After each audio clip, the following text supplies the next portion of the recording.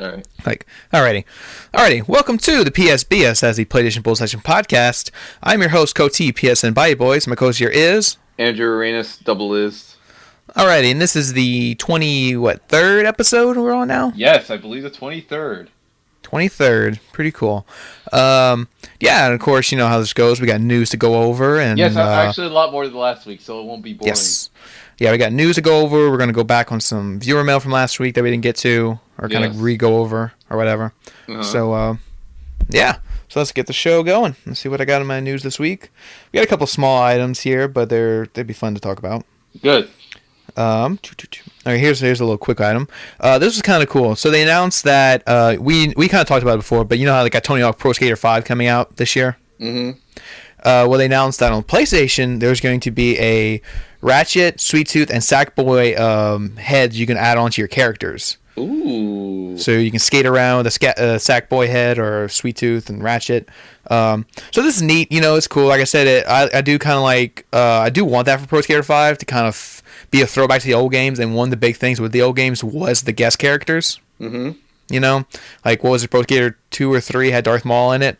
Ooh. Oh, yeah, that's right. Yeah, that was a big thing. I was like, oh, that was cool. And then, like, I don't know if it was a Pro Skater game. I think it was probably one of the ones on PS3. But I remember one of them had, like, the Grim Reaper from Guitar Hero in it. Remember that? Yeah, I remember. Yeah, that was cool. Yeah. But this... having those PlayStation exclusive characters, you know, it all started back on the game. Not really started, but, you know, I remember stuff like on GameCube with Soul Calibur, having the exclusive characters there, which was really cool. Bringing that back, it's kind of cool. Yeah, that's cool. Like I said, now if only they could promote Tony Hawk through like Pizza Hut or something, really go back and retro, like, yeah, promoting through Pizza Hut. When you buy a pizza comes with like a demo disc for Tony Hawk Pro Skater 5. You know, knowing how Sony has really been going about it with certain things lately, like putting certain games like on retail stores, like Shovel Knight and all that stuff, maybe they could do something cool like that. And, you know, we have like rare quantities of Retro City Rampage. Granted, not a good game, but, you know, it had like a certain retail run, which is really rare, which is cool. So that'd be kind of a cool throwback if Sony were to do that. Now, I don't know if Sony has like partnership with Pizza Hut at all anymore. I don't know. Times have changed, but maybe. Yeah, that'd be great. I would love if Sony did a promotion with Pizza Hut and gave out like demo discs with the pizza, because that'd be so awesome. Because that's such a throwback thing to people from the PS1 era. Because that was a big thing when they would give out like the PlayStation 1 demo discs with the pizza. Yeah, that would be something. Yeah, that'd be great. I would flip out if they did that. Yeah, be going to Pizza Hut right away. Oh yeah, I gotta get my demo disc, start playing some games. And then just the just the regular people that don't like have PS4, it's just like, what is this? What is this? You got a whole Blu-ray with your pizza. Like, how crazy is that? I'm like, oh, maybe it's a Frisbee for my dog. Oh, yeah, I guess. If you don't have a PS4. Actually, like a dog. So that's neat. Mm-hmm. It's neat. It's cool. Like I said, just got me thinking of all the old retro advertisings. Yes. Mm-hmm. All right, let's see what else we got. Okay. In other news, what else we got? Oh, this is cool. This is always something that excites us. New Rock Band songs have been announced this week. Yeah, let's actually talk about Rock Band for a bit. Not too long, but let's talk about it for a bit. Yeah. In summary, fan-freaking-tastic. This has been so great. It already has songs that you think I like. I like all of these, the new ones. I don't know if you're going to read them down. I'll read them. I have them up. Okay. So let's just go over them real quick. They announced 11 new songs this past week. Yeah. And this is always exciting because they don't actually announce them very often. Like, we only know, we know, 20 songs so far of the whole set list. We only know about 20. So, in the last batch that were announced were, at E3. Yeah, so they kind of really spaced it out. But the 11 songs announced this past week include Aerosmith, Toys in the Attic, The Cure, Friday I'm in Love. Awesome. Dream Theater, Metropolis Part 1, The Miracle and the Sleeper. That is a fantastic song. I'm glad they added that one there. Yeah. Foo Fighters, The Feast and the Famine. Yeah, that's good for their recent album, correct? Yeah, I think so. Yeah, I believe so. So that's good. Yeah, because there's always box, but yeah. Yeah, good. I mean, there's always at least one Foo Fighters song on the disc. I don't believe in 3 there was, but that's okay. I mean, there was at least a Foo Fighter pack. Oh yeah, and a pack. So there's been DLC packs, lots of DLC packs. So I think we might get more DLC from them later. Yeah. Judas Priest, Halls of Valhalla. Yeah. I always like the word priest. Of the priest. I love Judas Priest. Live, All Over You. I thought that song was already out, but there was actually like a live pack already, and I own that one, but I don't think that one was actually there yet. So I was like, at first, I was like, is that there yet? But it's not. Good song though. But yeah, I'm glad it's there. The Outfield, Your Love. Oh my gosh. Yes. Yeah, I've always had a charm for like the old kind of songs, and I'm like, yes, finally, this song is there. It was kind of a song. It was like I knew it already, but I forgot like this, even though it's a really obvious title. But I'm kind of glad that it's finally in Rock Band. It has it's a pretty obvious one to add, so I'm very happy it's there. Yeah. Let's see, Ozzy Osbourne, Miracle Man. Yeah. Always love some more Ozzy. There's already a ton of Ozzy in Rock Band already. Yeah. Even more it's now. More. So, even more. You can never have enough of Ozzy. Yeah, I'm going to be seeing him. I'm going to be seeing him in concert Halloween weekend. Oh. He's coming to New Orleans. Oh, and maybe like some Black Sabbath, maybe Rock Band. I know Black Sabbath is a little trickier because they're older, and a lot of the master recordings are like lost apparently. Oh no! That's terrible. Yeah, it's weird. Anyway, going down. We got Paramore, Still Into You. Yeah. Okay. I like Paramore. Saint Vincent, Birth in Reverse. I'm very happy that Saint Vincent actually is in Rock Band because I listened to like her album when it came out last year, and I was just like, yeah, that'd be a good fit. I mean, it was there's something that I had maybe thought, but that's actually a very nice addition to add to Rock Band. So maybe there'll be more DLC of her later. So that's cool. Yeah. And Van Morrison, Brine-Eyed Girl. That's probably an more obvious one. I mean, I've listened to that song countless times, like on the radio. That one's an obvious one to add on. But it's a good song, nonetheless. Mm-hmm. Oh yeah, see, good stuff. And are you noticing a theme here? How there's actually, I don't know, rock songs in this game as opposed to another game that I can't really defend anymore due to the fact that the set list really kind of stinks. It's really mediocre. It's not awful by any stretch of the imagination. It's certainly broad, but it's not. There's no theme to it here. Like I said, there's a theme here going on. Yeah, so far Rock Band's done a good job of introducing, some recent hits, some rock stuff, and a mix of some oldie stuff, some really oldies rock is in there. That's what I like. I like some of the old, like the mix of the old and new. I almost wanted for Rock Band 4 to be like half. It seemed like maybe not half and half. It seems like more old right now, but I want it to be a bit more half and half of old and new. Maybe.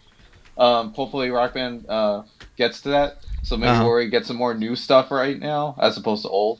Even though there's whole lot of old stuff that's good as well. But with Guitar Hero, it's like, it's more lopsided on the new, and there's not really an issue with that. It's just that it's not really fitting in with, like, what Guitar Hero is really known for. Because, like, once you're adding, like, the top, like, radio station hit songs like that, it just doesn't really gel well. But with, like, Rock Band, you can tell they're totally utilizing the song request feature, on the website. Like the ones I said over and over again, which are super obvious, are like probably ones that people requested. So that's how it was obvious for Harmonix to include it. So that's what I'm really happy about. So like they're listening. Yeah, well, they haven't been watching my requests though, because those are a little heavy-handed though. Unfortunately, unfortunately, so that's where it gets a little tricky. I know. I just want my Led Zeppelin. That's all I want. I know, but that was a little bit more difficult. But it's a little bit easier to get maybe requested songs that maybe come from indie artists or some recent hits that come out recently that maybe Rock Band already has, like Foo Fighters and Ozzy Osbourne and stuff like that. So it's unfortunately seeming like the way it's going right now, but you know what they say, man, it's always the best for last, so you never know. Yeah. So because Led Zeppelin's one of those things you're going to announce last, like if you did get Led Zeppelin in your game, Yeah. You either announce that right at the beginning or right at the end, But even though they are probably finalizing the soundtrack probably as even we speak, but it was just weird, like when we saw the IGN stuff, how when they were asking, obviously, the obvious question of, like, what would you want? Of course, all of it was Led Zeppelin. So that was kind of, like, leading my hopes a little bit. I was like, maybe are they saying that to, like, just say it, and then, like, when it gets announced, it's, like, more impactful? Or is it, like, they really legitimately want them, and they can't seem to get them? So I was I wasn't sure where to go on that. Yeah, because I would like it if they did it kind of like what they did with, like, when Rock Band 1 came out, they included one Metallica song on the disc. But then they're like day one, they put out a whole Metallica pack to go day one. Awesome. So like, I'd be cool if they did that with like Led Zeppelin. And be like, okay, we got Led Zeppelin, so here's what we're gonna do. We're gonna put one on the disc, and then we're gonna put out a big Led Zeppelin pack, and I'm going to buy that Led Zeppelin pack day one. I hope I hope there's actually day one. I hope there's actually some day one DLC. Oh look, a game that I want day one DLC for. But I'm curious if there will be though. I mean, we already have some pre-order bonuses, even though some of them are not new songs. Amazon, for instance, has like an exclusive song pack on their end. Yeah, it's all new songs. Yeah, they're all new for at least Amazon. So I'm curious if maybe there will be day one DLC. I'm really leaning towards no, but maybe there will be. And then on top of that, we got a new gameplay trailer with some updated things on how the in-game HUD, well, not HUD, but how the gameplay looks essentially. I like how the new Note highways looked. We got to see how like the band streak goes. So like, if you felt like crap missing those unison bonuses, then you're gonna feel like crap missing the band streak. So keep an eye out for that, people. And trophy. My only issue with the gameplay trailer, it seemed like the visuals are. I don't know if that was really the concert vibe that they were trying to go for in terms of the graphics, but like I couldn't even really see the characters. I couldn't see. Why was it so foggy? I mean, is it trying to be like an actual concert? Or yeah, like, I guess so, right? I think that was either one of two things. Either that's the location, or maybe that's just like the free play mode where it's not too emphasis on the, the venue and all that. Yeah, that might be so, but I mean, I wouldn't mind that too much. I mean, it certainly looks updated from the build that we saw when IGN did their first thing. It certainly does. Like, it looks way better. I mean, I'm like, wow, if they really got that around in that short amount of time, imagine once we get to the October release. So that's exciting. Like, if they turned it around that quick, so at least maybe the game is possibly out of alpha, maybe. So, which is really interesting. So maybe once we get into more preview builds of the game, people start talking about it a bit more. It'll certainly look a whole lot better, which is exciting. You think? I know the odds of this happening are very low, but like, you think Harmonix would put out like a Rock Band 4 demo? Be like, hey, you got your guitar? You can play Rock Band 4 demo. That would be enticing, certainly. Like, especially like a downloadable demo and people who own their instruments. I mean, that's a possibility. I mean, the only game they had a demo for was like Green Day Rock Band. I remember there was a demo you could just download and play, but the demo was really weird. I remember it was just basically a teaser for Rock Band 3. I mean, it was, but like, no, it was funny. Like, you download the Green Day Rock Band demo, and they had 3 songs on it, but the demo was only live on your system for like 24 hours. After 24 hours, you couldn't play. Oh yeah, and it expired. It expired on your because I guess they figured, oh, maybe you just want to play those 3 songs forever. Forever, and not the other Green Day songs, which are there. But maybe. I mean, that could be a possibility. It'd be a nice incentive and maybe a way to sell more copies of the game. That's a possibility. I don't think it's low. It could be a possibility because there's not much barrier for entry other than if you already have your instruments. Yeah. So. Or you know, they just put out Amplitude, one or the other. I know, right? We'll talk about it maybe now. Maybe this could be a transition. Why maybe Amplitude wasn't included in the Summer of Play at PlayStation? Yeah. So is that indicating maybe the game's not here, or did they not want to do a discount alignment thing with it? That's my concern. Maybe since it was mostly a Kickstarter project, maybe they don't want to do discount, since it was kind of crowdfunded anyway. I don't know. It's just kind of weird. I was like, oh, Summer of Play, right? That means we're going to know the Amplitude release date. I was like so excited when I was going to read that. I'm like, okay, yeah, the games sound great here, but like, where is Amplitude? Yeah. I'm like, it's supposed to come out during this season. That's what they had said, and it's looking so unlikely now because we haven't gotten anything. Like, is it coming out before Rock Band 4? At this point, that's what I'm thinking. Unfortunately, which is stupid. And I want that game so bad. Because I want that as kind of a little appetizer to Rock Band 4, even though it's a really different game. But I want that as kind of like a little prelude to Rock Band 4 before I really start digging my teeth into that. So it's like, I don't know. But yeah. So do we maybe want to talk about the Summer of Play, whatever it is, sale on PSN of the games that are included? I mean, if you know it offhand, I don't have it written down. I mean, if you know it offhand, you can list them. So we got Journey, N++. What else we got? Not Edith Finch, that actually came out this week. And then we also have Everyone's Gone to the Rapture, which looks fan-freaking-tastic. My really only concern about this whole sale thing, even though it is a sale, I think it is the price points. I mean, Mm. Everybody's Gone to the Rapture is appropriately priced due to the fact that the game took so long to get made and developed, and it looks like it has a whole lot of effort behind it. How much is that one? $20. $20. Okay. Yeah. A lot of people presume that was going to be a retail like $30 game, but it's 20. Mm-hmm. But like the other games when you look at them, I don't really think they're like $20. Like N plus plus. I mean, either that game has like a crap ton of content for what it is. I just don't really see that game as like $20. Um, Journey at that point, even though it's a remastered version on PS4, the game should have been like maybe like $10. I don't know. Just the pricing of these games kind of concerned me a little bit. A little bit. But yes, there is like the little price reduction if you have Plus, so that's a good thing. So You get your Plus discount for N plus plus. yes, your Plus discount for N plus plus, but N plus plus does look like a pretty sweet game, and I'm sure maybe the amount of content in it will justify the price. So maybe I Mm-hmm. won't have much to complain there. But yeah, just saying the price of the games do seem a little high. Just saying. Yeah. Um, but so yeah, that's that. But kind of going to Yeah. more downloadable game news. That I Yes. kind of want to go into. Well, That what's up? I might have it written down. I got two things right here. But no, well, yeah, you'll probably go over those first before I go. Just well, let's just see if what I have written down is what you're going to say. Mm. Um, the release date for two. There's two downloadable games that just got a release date. One a lot of people don't care about, and one people care about, and we'll Yes. see how they go down. So this not came out of nowhere. It kind of got leaked out, and then it just showed up this past week. But Activision put out a prototype Biohazard bundle this past Tuesday. It is, it's prototype, prototype 1 and 2 remastered for PS4 and Xbox One. With enhanced graphics and better. And I don't know if they, stuff. yeah, all that stuff. I don't know if the frame rate's better or whatever, but it's together in one bundle for $50. You get both games, and they said that's available now. And starting August 11th, you can buy them individually. You get just one or part two. Overpriced. That collection honestly should have been like $20 at most. That's even asking a lot. $20. For both. You can buy those two games for less than 10 now on PS3. You're asking 50? Christ. Yeah, no, and those games aren't even great.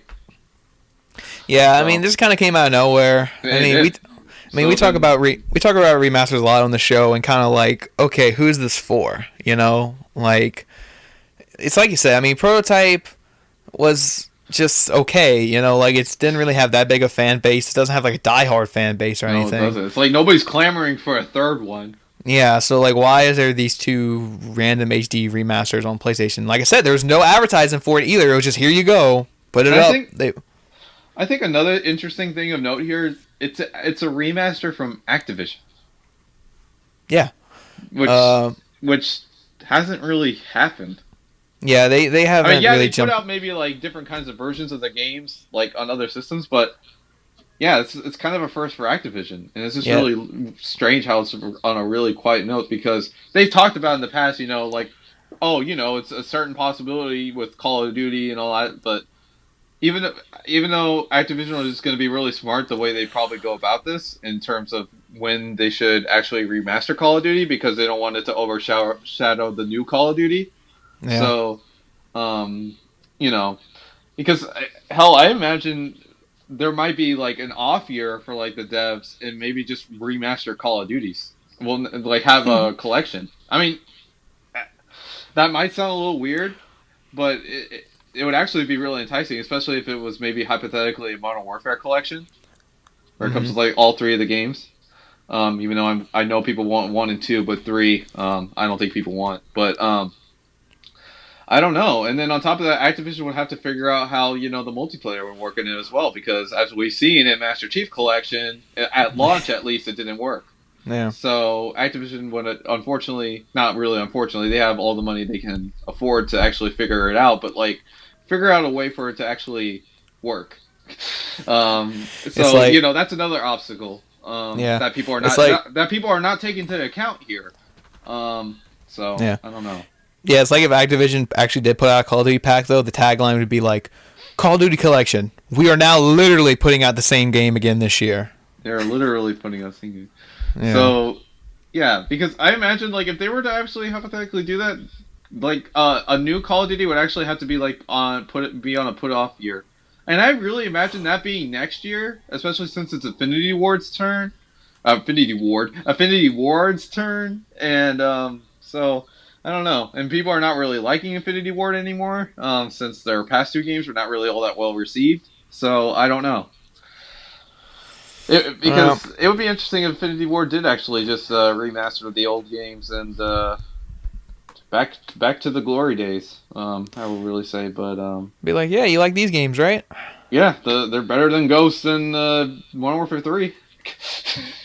Even though you would probably be remastering Modern Warfare 3 for some strange reason, because if it's going to be the Modern Warfare collection, you gotta have all three. Yeah, can't just have one and two, the ones that people like. So I don't know. So what else we got in the downloadable games? All right, so that was the one that kind of just caught my attention. Like, why is this needed? But they announced today that coming August 11th, because like I said, August 11th is when they're doing the individual prototype packs. Yes. But coming August 11th to PlayStation 3 and PS4, Goat Simulator is finally coming to PlayStation. Yes, Goat Simulator. Yes, coming August 11th. The big game everyone talks about. They talk about crazy downloadable games. The talking of the town on PC for quite a while, and then it made its way to Xbox One, and now on PS4. Yep. I mean, it's just going to be kind of one of those things that just kind of comes and passes at this point. I mean, people like, Search Engine Simulator and all these other kind of games are going to come to PS4, but quite honestly, they don't really... I mean, yeah, they're good for streaming and stuff on your PlayStation, but they don't really garner, like, a large player base. I mean, it's not like that doesn't really matter since it's not, like, online or anything, but, it's not really... It's not the same talk of the town that it is on PC because it had its... I'm not using puns here, but it had its theme on PC, and it's kind of died down a bit. And now that it's on consoles, it's great and all, but it's not really a thing really to get excited about, unfortunately. But yeah, it's there. I mean, I might. It's try there. It out, it's Goat Simulator, man. Yeah, it's interesting. I'll certainly try it out, but I don't know. It should have maybe been there earlier, but then again, it's from an indie studio. I believe it's the same studio that. It's not really handed off to somebody else, if I recall. It's actually the same studio. I think so. So, they're putting their time into it. So, that's interesting. But neither of those two things were things that I wanted to talk about. I wanted a combination of news and the viewer mail that we had last week. Alrighty. Of Life is Strange. People are talking about on Twitter when the fourth episode is coming. They had just recently said on Twitter that the wait is nearly ending and that possibly we can get an announcement maybe later this week and where maybe we could have the next episode be released next week. So that's very exciting. People are very excited to see the next chapter in the story due to the fact how the last one ends. I won't say, especially since you haven't played it, and I'm sure folks out there haven't played it yet. But I wanted to follow up on a question that we had last week. Of a hypothetical Life is Strange movie casting. In case a movie of this were to ever be made. Which, it lends itself to being made, but anytime soon is very unlikely. But, we'll do it anyways.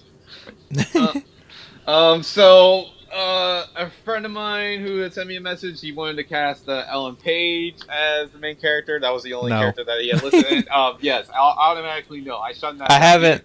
shut it down. Yeah, I haven't even played the game, and I know that's a big no. It's so we shut that. A lot of people don't realize she's like what in her 30s now. Even though she looks, I mean, not too young, but at that point, right? It's not believable. Yeah, it's not believable anymore to be in a high school setting or something. Yes, exactly. So now you're going to see where my approach comes into this a little bit. Where yes, I wouldn't say teens because most of them are in their 20s. It's there, but it'll be believable, I would say. And unfortunately, in my adaptation, how I see this in my eyes, it's not going to be It's not going to be the final year of high school. I think it's going to have to be in college to really sell this. Unfortunately, these actors are not going to be old, but they'll be believable where they're like young college kids, like freshman year, because the game already takes place on like a college like setting. It's just You might as well just go with that. And with the list of actors here, I think it'll be most appropriate. So, this might be a little difficult, but at least you could go with it won't even to make it a little less one-sided, since you probably know most of these actors. Hopefully, I don't know the characters, but you don't know the characters. But at least you know the actors and you know what they bring to the table in terms of acting. So, all right, we'll go with the title character Max, who is the one that takes pictures, and I'll just put it plain and simple for you, the one that can actually time travel. So Max. So for who I would cast as this one wasn't too difficult. I would actually cast Molly Quinn in this. She hasn't been in too many notable things. I mean, she was in the show Castle. She was in We're the Millers, which was an okay movie. I don't know if you've seen that movie. Have you seen that movie? Yeah, she's in that movie. And also that romantic comedy, The First Time. I watched that like a while ago. Wait, which character? Oh, okay, I know. Okay, I know who she was in that movie now. I had to think for a second. Yeah, Molly Quinn. I think she's really sweet. She could really play that kind of like awkward character that Max is really well. So I think her age is also believable to kind of be that like person. I mean, she's not too old. If I recall, she's maybe like 22, hopefully. So yeah, I would actually cast her to play that character. I think she'd play it really well. So without spoiling anything, she'll go through some hell. Speaking of a character that probably will go through even more hell than her is her best friend Chloe. This one was actually the most difficult one to cast for me. Yeah, it was the most difficult one. And now put into consideration here before I say the actress. She is not significantly older than Max, but she is like at least a couple years older than Max. So I'll at least give the person here. I'm going to cast Ashley Benson as Chloe, and I'm pretty sure you know who she is. She's appeared in Spring Breakers. She's appeared in Pretty Little Liars. I'm sure a lot of girls know her from that. I don't watch Pretty Little Liars, but she's also in Pretty Little Liars. I think she could portray that kind of like punk character really well. Of course, she'll have to change her hair color and all that stuff to blue and whatnot. But I think without really spoiling it, because some tragic stuff does happen to Chloe that doesn't involve death, if that's what you want to conclude to. But some tragic stuff happens to her in the game where I think maybe it can expand her dramatic abilities significantly, and I think it would really help out a lot if she was in that movie. We're talking like this is gonna be for real. Yes, we're here to announce that we're making the Life is Strange movie. We're making it ourselves, and we're somehow gonna get these actors to do it. And, they totally listen to our podcast. They're listening to our podcast, going, "Yeah, I want to be part of that movie." Yeah. So Ashley Benson. I mean, she's 25 years old. I had last checked, according to the Wikipedia page, because she was the last person I casted because it was so damn difficult. I couldn't figure out. I think she would play the role really well. I mean, this is probably the most controversial one of them all, but but you don't know that because of the character. Yeah, I don't know. But you know of Ashley Benson, then. I guess so. I mean, I've seen Spring Breakers, so I guess I've seen her. Yeah, I know, and she is fine. But all right, now let's go into the other character, which is Max's boyfriend. Is that his character name? Oh, Warren? Oh yeah, his name's Warren. Okay. Yeah, who is Max's boyfriend. I'd actually cast Dylan O'Brien as Warren. He can kind of play that geeky kind of kid because Warren is kind of a geek, like know-it-all kind of dude. He's nice. Yeah, and he's not Spider-Man, so he has time. Yeah, so he has time. So he's committed, and he's a strong kind of character. He take a bullet. He basically take a bullet for Max. Alrighty, not a silver bullet, right? Isn't he a werewolf? Oh yeah, he's also girls will know him from Teen Wolf and Maze Runner and all that stuff, and I'm sure even our listeners know about Maze Runner. I like Maze Runner. I think he'd be really good. I have not seen that movie yet. It's good. I'm going to probably watch it either this weekend or next. I think it's on HBO Go now. Oh, there you go. So I'll be checking out soon, in time for the second one. And there you go. And since Dylan O'Brien's on a show called Teen Wolf, I'm sure people buy him as a teen, right? And he's a wolf. So Yeah. there you go. Um, maybe once he turns older, he could be Bigby That big in a Wolf Among Us movie. Wolf Among Us movie. Yeah. Oh, okay, yeah, I would not get into casting for that, but because you would literally have to get some animals for that. But Some animals. No, you just do the Andy Circus thing. You motion capture it. oh yeah. Now this is probably an actor that we know. I'll talk about one of the antagonists of the game. Mm-hmm. Nathan Prescott, who is kind of like this slavelish a-hole guy that points a gun. It's not really much of a spoiler. He points a gun at like Max's friend in the beginning of the game and whatnot, and like hypothetically kills her, but like she uses time travel to not get her killed. He's just like an a-hole dude who like frames people for stuff that they didn't do. And I Mm-hmm. think like kind of the perfect kind of person for this is Miles Teller. I think even though he is a bit old, right? He's like mid 20s. Yeah, something like that. He is portrayed in the game as a much older character, in the game. So I would kind of buy him to be that character. He kind of has that a-hole is kind of like tone to him, and I think he could actually kind of play the character pretty well. Yeah. He's the guy from Whiplash, if you don't know. Whiplash, the upcoming Fantastic Four. He's been in other teen dramas, Spectacular Now. I think he'd be a fantastic pick for that kind of character. Detergent. Detergent, Detergent. divergent. Divergent, So, yeah. I think he'd be an excellent pick for this kind of character. So, I hope the whatever you think that kind of character is, I think he'd be a good fit. Um, all right, so probably on to the next one. I probably for this character, Kate Marsh, which is a friend of Max's, and again something else tragic happens to her, which isn't death. I'll say that right now. Um, that does come to choice, but we'll have to see about that. Choice. Yeah, yes, choice, player choice.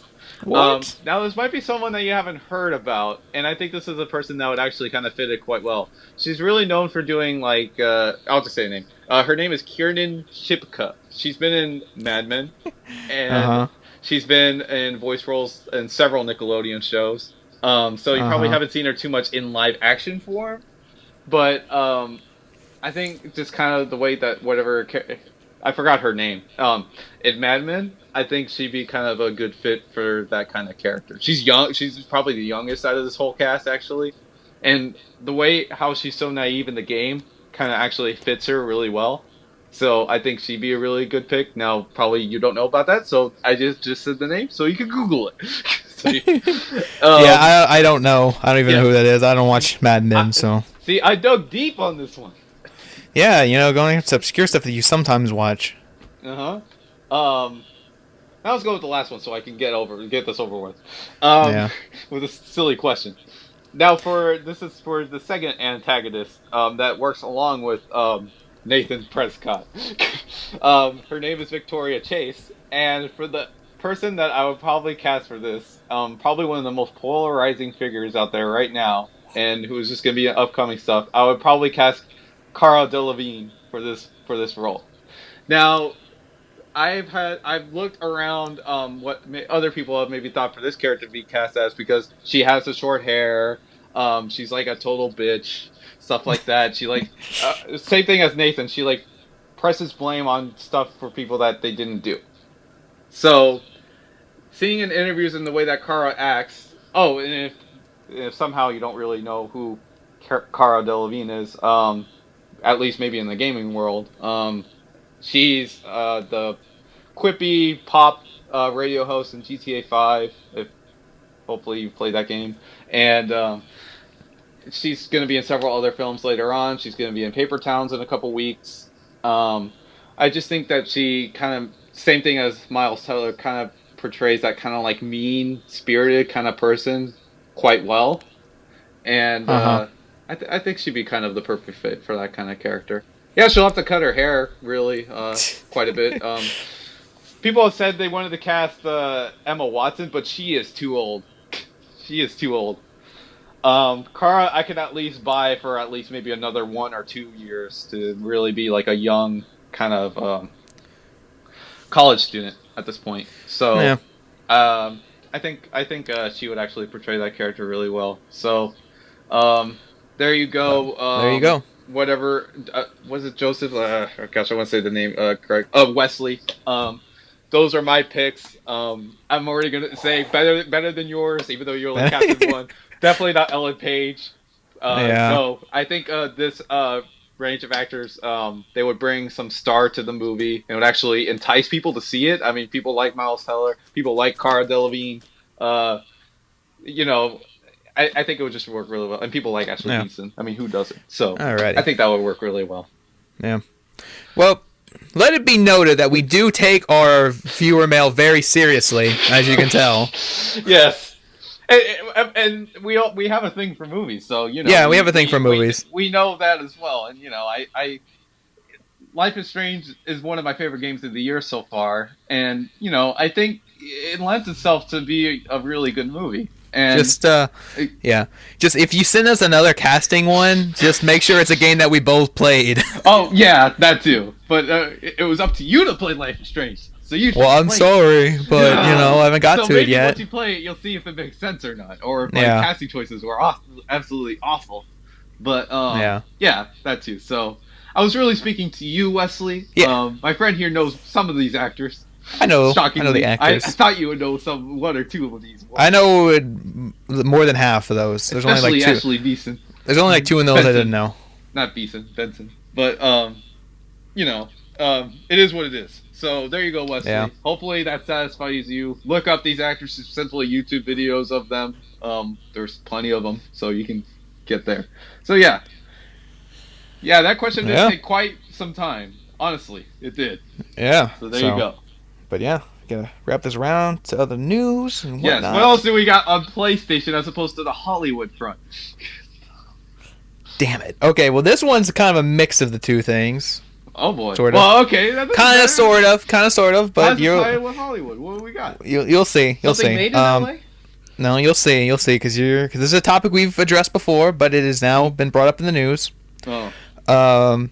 So Marvel has clarified that they are planning console games, more console games going forward. Okay, and not so not just the Telltale. Not just the Telltale game and the mobile stuff. And pinball stuff. They said they are planning console games, and their quotes are saying that this is their quote. They said we are very much focused on what our console strategy will be for the future. Says Mike Jones, producer at Marvel Games. Says obviously console games take a lot longer to incubate, so that is a slower process for us. Yes, which is obvious. I'm not gonna fault them too much for that. Yeah, and they said we want to control less is more, quality focused, developer focused strategy. Yes, not the Sega kind of situation, right? Yeah, yep. And they said we'll have more announcements probably next year. So next year we'll probably hear more about like what they have planned on the console front, for their Marvel characters and all that. Yeah, I know. It's just like, God, who are they gonna This is a million questions. You talk about this all day with like what characters and how it be, Marvel Ultimate Alliance coming back.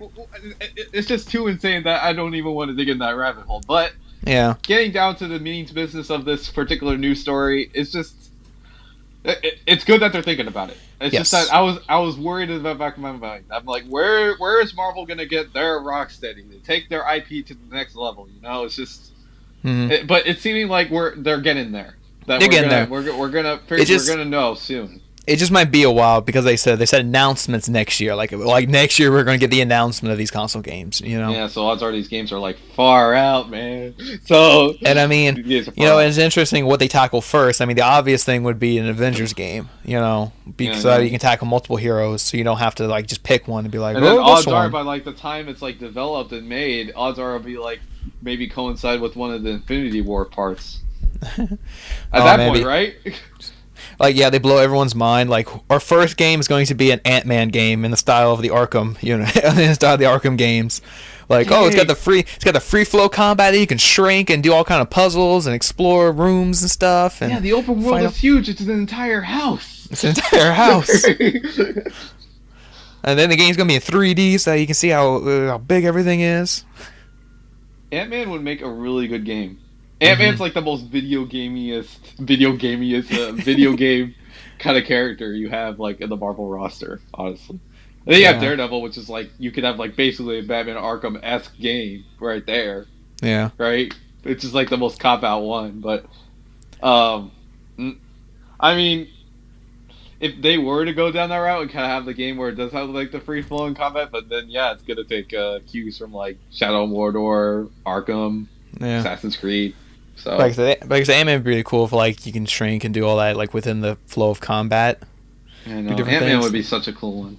But then it all maybe depends on like maybe what direction they take with Telltale, what possibly they do with that, and then whatever the real game would be. So, like I said, I think the easiest thing to do would be just to do an Avengers game first, just so you can not focus on one character. Like we have to pick a character, because I mean Spider-Man's always the easy one, to make a game around. We've already had we had the good games, we had the terrible games, we had like the Joker game.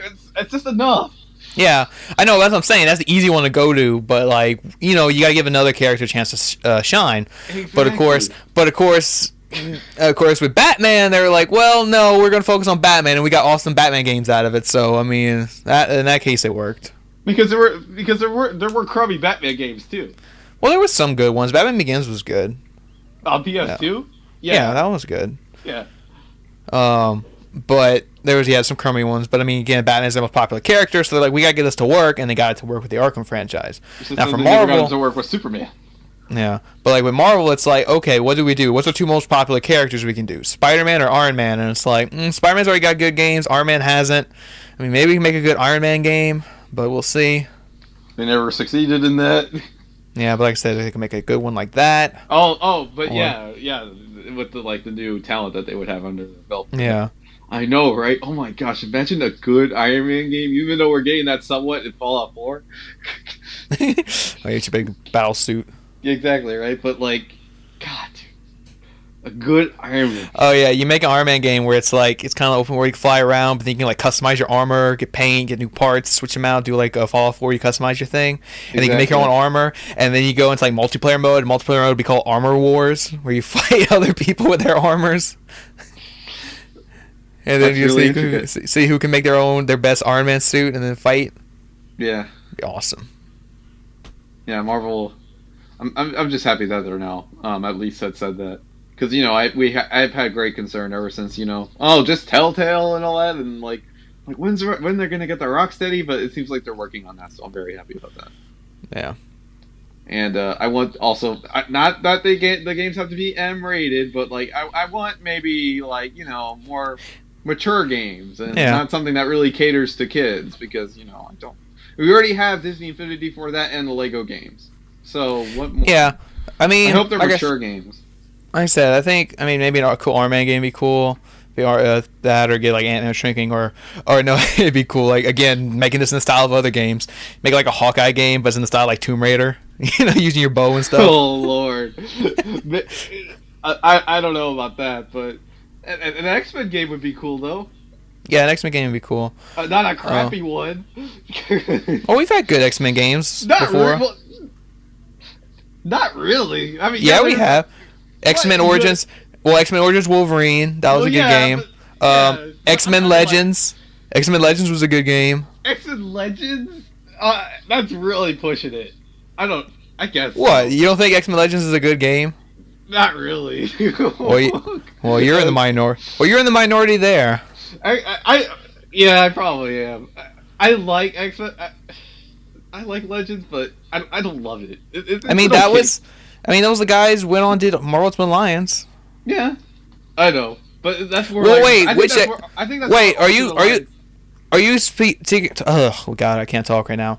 Do you mean X-Men Legends 1 or X-Men Legends 2? Oh, 2. Okay, if you just play 2, then yeah, a lot of people don't like 2, but everybody likes X-Men Legends 1. Oh well. Did you ever play the first one? No. You never played the first one. I went straight to the second one. All right. So the second one should be better, right? No, because it wasn't developed by Raven Software. Oh, well then there you go. Only the first one was Raven Software. That's the one everyone likes. So there you go. That's where you screwed up. You went straight to X-Men Legends 2. I screwed up. No, that's where the developer screwed up. Yeah, well, no, you should have played the first one. They lent it off to other developers. Yeah, well, you should have played the first one, so there you go. And then, wasn't there like X-Men Arcade? Doesn't people like that one? Yeah, but it hasn't aged well. Hasn't aged well. But there's been good. It's cheesy, like where Magneto says, "Welcome to die." Yeah, and I mean, there's been good X-Men games. It's just apparently you haven't played them. You haven't played. But I don't know. There needs to be like a fantastic Arkham side, the Arkham level game of X-Men. And and I mean, I like the Deadpool game. I really like the Deadpool game. That was recent. It came and went. I mean, it came and went, but it was still good. I mean, it was what you wanted out of a Deadpool game. But it seemed like it could have been better. Well, I mean, yeah, everything could be better, but I know, but like it could have been like way better. I got what I wanted out of it. There's nothing else that you want. I mean, yeah, there's Nolan North did the voice. There's the story that looked good, and there's the crazy. Yeah, there's the fourth wall breaking. There's the crazy gameplay, the hack and slash and shooting and upgrades. And well, that's because I played it wrong. You played it wrong. Well, I wanted to get the platinum really fast, so I went straight to the highest difficulty. But you shouldn't do that because the game is like really hard if you play on the highest difficulty without the upgrades. Because the game has New Game Plus. I didn't know that. So if I would have beat the game on easy and got all the upgrades, I could have gone straight into the highest difficulty with all my upgrades and just ran through it. There you go. But I did it wrong, and I played the highest difficulty with no upgrades, and it was frustrating as hell. Yeah, especially once you get towards the end, you don't have all the upgrades. But once you have all the upgrades, the game, bounces back out and it becomes fun. Mm-hmm. But I mean, the game itself was good. I mean, it was, like I say, it had the humor down, it had the character down. There really wasn't much of a story because Deadpool chose for there not to be a story. Deadpool refused to acknowledge that there's a story going on. But yeah, I mean, the Deadpool game was great. I thought, it was exactly what I wanted out of Deadpool. Yeah. So I don't know what other characters they can do. Like, again, we can talk about this all day. I just don't want to get into the too deep rabbit hole of Marvel. I mean, we went into this before. Of like, when they announced the Telltale deal, with like where else they could go, we went into a rabbit hole of that. It's just there's too much for me to say on like Marvel where they could go and what developer and whatnot. But like, even though most of those wouldn't happen, but I don't know. Yeah. It's just it's crazy. Crazy Marvel stuff. Yeah, but I love you, Marvel. But but still, DC's got you in the nets in terms of the games. Because of their one franchise. Yeah, but it's at least something. Marvel doesn't have anything. They just have the Lego games, yes, but they're in talks right now, but like at least they have something. Yeah, but you're talking about the here and now. You make it sound like in general, like for all time. But it's true. Yes, it's true though. We have to wait until history's changed. History hasn't changed yet, but still the same. Where like we had just like mediocre Marvel games, and then like we had good ones, and then it's just now we're at the place where there's like none. But for DC, it was like they had no good games, and now they have great games because it's fantastic game. Yeah, because they're the Arkham games. But I'm just saying, it's still one franchise. So what I'm saying, and one character. Where Marvel, it's like, yeah, they never put out any one game that's as good as the Arkham franchise, but they still put out a couple of good games, like good Spider-Man games, good X-Men games, and the Marvel Ultimate Alliance games. Yeah, but the Arkham games like stop all of those. In general. Even though they're really different, though. So it's not a fair comparison. Yeah. Like the Spider-Man game, the good Spider-Man games, the good X-Men games, the good our Ultimate Alliance games. It's like, how can you compare those to Arkham Knight? They're two totally different games, but I don't know, just currently right now, just DC stomping. Yeah. But what else do we have before we can wrap this up? Alright, got one more kind of a big topic. Even though that kind of seemed like the topic right there, but what we got? I know, that seemed like a topic. But we have one more big topic we can do in these last couple minutes, 10 minutes or so. Yeah. Kind of big. It was recently announced that developer Yager has left development of Dead Island 2. Oh, Lord. No! Yeah, so when I first read once I first read the headline, I was kind of like, okay, but then when I went back and read it, I'm like, well, I don't know, I was figuring maybe multiple teams were working on this, but nope, they were the one team working on this game, and they have left development. So basically that means Dead Island 2 is going to be, I assume, started from scratch now. So Dead Island 2 is it's a ways off now. Oh, Lord. Where do I even begin? begin? Well, because I mean, first off, we've had Dead Island in the beginning of the year. It's a great game. It's gotten well received by fans, and Dead Island's now going to continue to reign over Dead Island now. So maybe what was the problem? Was Yager trying to make it too close to what the original vision of Dead Island was? Is that the problem? That's probably what it was, because I mean that was the thing with Dead Island. Here's how it went down. You had Dead Island 1 came out, and it got some okay reviews. Everybody said they love the foundation, but it could obviously be better. And then Riptide came out. That was more just an expansion, so it was just the same. Didn't really prove anything. But when THQ went under, Deep Silver bought the IP of Dead Island. So the development team that did Dead Island went to work on Dying Light. So while they were working on Dying Light, Deep Silver got another team, Yager, to do Dead Island 2. And Yager is the team behind the acclaimed Spec Ops The Line. Spec Ops The Line, yeah. So while they were working on Dead Island 2, the guys who worked on Dead Island 1 were actually making Dying Light. And they already put out Dying Light, and everybody loved Dying Light. Dying Light was the game everybody wanted. The game.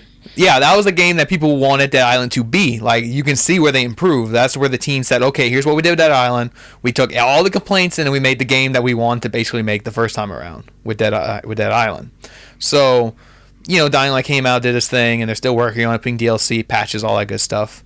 Yeah. So I'm guessing that's probably just what it was. Yager was just doing Dead Island 2, and Deep Silver was looking at it and was like, okay, this is looking a lot like Dying Light. Like, we don't know what to do to make it stand out. Exactly, right? And it all was apparent from that first trailer where it was going for a different vibe than Dying Light, right? Because at that point, Dead Island kind of already knows what it is, right? And that's where the differing factor is between that and Dying Light, where Dying Light's kind of like the more serious. It's Dying Light's even still kind of cartoony, but then while you have Dead Island, which is a complete like cartoony, at least from the vibes that we got from the first trailer of the second game, right? Yeah. So maybe Yager was just making a game that was just way too similar to Dying Light, unfortunately, and that kind of sucks because maybe that game would have been fantastic. But then again, what place does it really have when you already have an established franchise like Dying Light now? And it's just, well, it would get heavily criticized for that. So, yeah, you might want to place Deep Silver as the bad guy here. But actually, when you kind of think about it, if that maybe was the case, then maybe it was just kind of best to let him go. Yeah, and like I said, it's just weird. I mean, yeah, these guys were working on something, and the game was playable. Like, people have played it before. Oh, yeah, that's right. Yeah, that's another thing of note. Yeah, people have actually played it. And now they could probably get another developer to come on and kind of work with what they have. Work on what they have and maybe try to change it up. But I just don't know how much you can change of what's already there and make it, really feel like a different game without starting from scratch. Maybe. So we don't know that yet. There'll probably be some updates on it soon, I would hope. Yeah. So we'll just see how we'll see how this goes. But right now, it looks like Dead Island 2 might get pushed indefinitely, and we'll just see what happens with that game. Yeah, but it'd be really interesting to see if that game actually was going for a more lighter kind of cartoony tone, because like you said, Yager developed Spec Ops The Line, a very grim, super serious game. So it's just kind of like, okay, well, I don't know. It's just kind of really weird right here, because this isn't even like, this is not even like what happened with Phantom Pain. Phantom Pain was like, okay, your team's fired after it's done. Like, we're putting the game out, then we're done. This is like, no, the game's not even finished, and you guys are done. You're out. Yeah. Yeah, that sucks. Yager's a good developer, and they released a statement just basically saying, "Yep, we parted ways, but we're also working on something else. So look forward to that." Basically. Yeah. Not another Spec Ops game. Nope. No. That people want, but that's okay. Don't really need. Yes, like a sequel to Spec Ops: The Line, it is like warranted, but I don't really need one. Yeah. Yeah, it could be like of the Spec Ops series, but I don't really need a sequel to that game or story. Well, no, it doesn't need to be. Yeah, it doesn't need a direct sequel. Yeah, I don't know. Some people say direct sequel. I'm like, what? How? There's multiple endings to that game, and it's a little twisted too. So it's like, how do you explain some things to people? Maybe he'll cross over with Batman or something. I don't know. Arkham Asylum. Basically, at that point, he's probably like an inmate. Mm. But yeah, it's rather unfortunate. Yager is a good developer. I'm excited to see what they have next, so we'll check that out. Yeah. Soon. So yeah. But yeah. So yeah, other than that updated viewer mail there for the casting, that's about it. From me, I don't have anything. No viewer mail? Nope.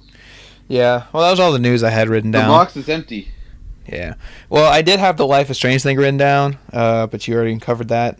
Of how it's coming out this week or next. Possibly, because possibly once the Twitter account of theirs gets a little bit more vocal, then yep, something's coming. And they also said that it's going to be their most ambitious episode yet, so...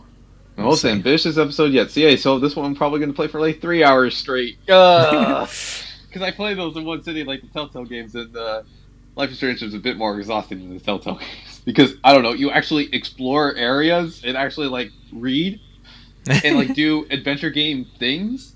Not dissing on Telltale or anything, but games are feeling a little bit more on rails now these days. Telltale makes House of the Dead game. It's an on-rail shooter on rails. And you get to select what you say, so whenever you're seeing the select options, you shoot with your light gun. Yeah, you shoot with your light gun. Like, die, zombie! Or, die, other zombie! Or... And of course, the guy fighting the zombies is voiced by Dave Fennoy. Yes. And then, like, you just straight up play as Lee, and he just has quotes from the game. Yeah, you just take it from it, so then he doesn't have to do more additional voice work. Yeah, it's like Clementine, no, Clementine, do this, no. And Clementine isn't even there. Here's the thing. Yeah. Clementine isn't even there. And he's hollering that out. Coming to Dave & Buster or like an arcade near you. It's like 5 episodes of this? Oh my god. Such intriguing dialogue. Yeah. Kenny, no. No Kenny either. It's no Kenny. It's only him by himself. Hollering out all these character names. But yeah, that's how the cookie crumbles. Yeah. So yeah, cool. We finished this episode under the hour mark, so that's cool. Yeah. Done that in a while. Yeah, so I guess I can start doing the wrap up. So yeah, so this has been the PSBS, the PlayStation Podcast, episode 23. I'm your host, Cody PSN Bye Boys. My co-host here is Andrew Arenas, double is. Yes, and like we said, if you want to send us viewer mail, like I said, if you want us to, we can cast other games if you want into movies, because that'd be fun. Yeah, it's like a segment almost. It'd be a segment, yeah. But but I mean, any viewer mail, obviously, like you said, we take it very seriously. We will answer, go into detail, and all that good stuff. Multiple ways you can get in contact with us. You can message us directly on the YouTube page or comment on the YouTube video. You can message us on PSN, or we have a Facebook fan page you can go on. You can message us there, comment there, whatever. So yeah, many ways to get in contact with us if you want viewer mail and all that good stuff through the PSBS. So I guess with that, we come to a close. We sign off, come to a close, and hopefully we'll see you guys next week. And click.